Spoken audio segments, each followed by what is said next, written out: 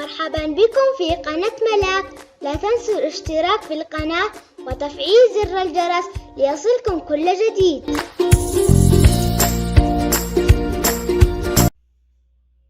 السلام عليكم ورحمة الله وبركاته متابعي قناة ملاك. اليوم معنا لكم طريقة سهلة وبسيطة ولذيذة ورائعة جدا، إن شاء الله راح تعجبكم. تابعوني. معنا هنا اليوم جهزنا لكم هنا بسكوت الأوريو. هنا طحنته طحن جيد وشربته مع شوية زيت وعملته في الصينية طبعا اللي انتم متوفر عندكم. متوفر عندي هذه، عملتها وحاولت اني اثبته بشكل جيد. ثبته لما يتماسك معي في الصينية. بعدين الآن نجي للطريقة الثانية. الخطوة الثانية معي هنا جبن مثلث، أو الجبن اللي عندك متوفر، سواء مثلث أو سائل. الجبن اللي عندك متوفر خلطته هنا خلط جيد. ومعايا هنا كوب من السكر راح أضيفه فوقه. طبعا السكر حسب الرغبة، تشتي حالي زيت السكر تبغيها متوسط على حسب الرغبة. السكر طبعا. أحاول الآن إني أخلطه خلط جيد وأرجع لكم. أنا هنا خلطته السكر مع الجبن خلط جيد. طبعا هنا ما بيذوب معي، عادي بيذوب مع بقية المقادير اللي الآن بضيفها. الخطوة الثالثة هنا معايا شوكولاتة بيضة خام. ذوبتها مع شوية حليب ومع شوية زيت.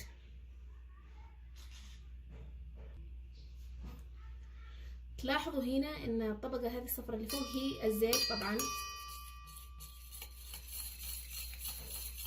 هذا الزيت مع الحليب مع الشوكولاتة الخام، ذوبتهم على النار حتى ذابت معي الشوكولاتة. الآن أضيفها فوق الجبن.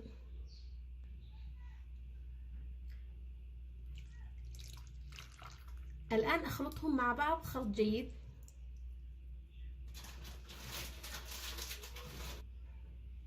معايا هنا نص كوب كريم شانتيه. نضيف كريمة. الكريمة هنا طبعا الغرض انها ايش؟ تثقل الخليط وتطلع له قوام وطعم لذيذ. نحاول ان نخلط المقادير مع بعض ونرجع لكم. بعد ان خلطنا الكريمة مع المقادير حقنا واصبح قوامه بهذا الشكل ناعم، قوامه رهيب. الان نسكبه فوق طبقة البسكوت الأوريو.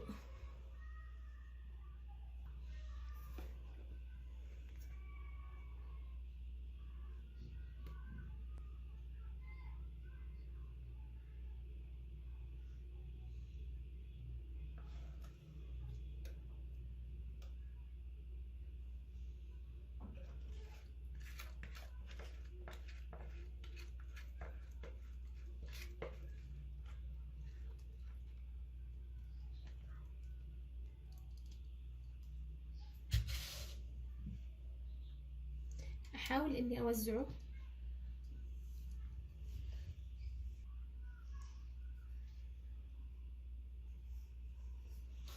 الآن نضيف الطبقة الأخيرة. هنا برضو معانا قليل من البسكوت الأوريو مطحون، طحناه. طبعا بسكوت صافي كذا طحنته طحن. أضيفه على الطبق اللي فوق.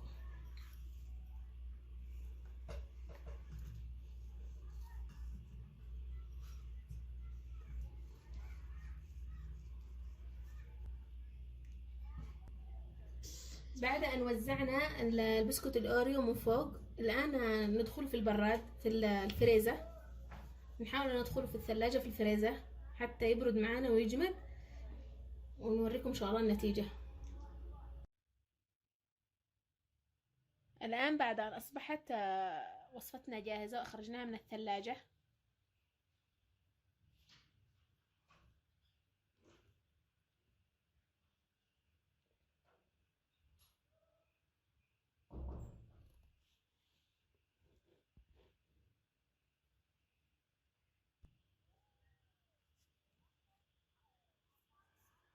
وأصبح حلانا جاهز.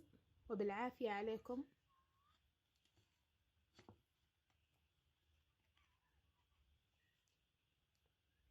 طعمه رائع لذيذ، جربوا إن شاء الله راح ينال إعجابكم.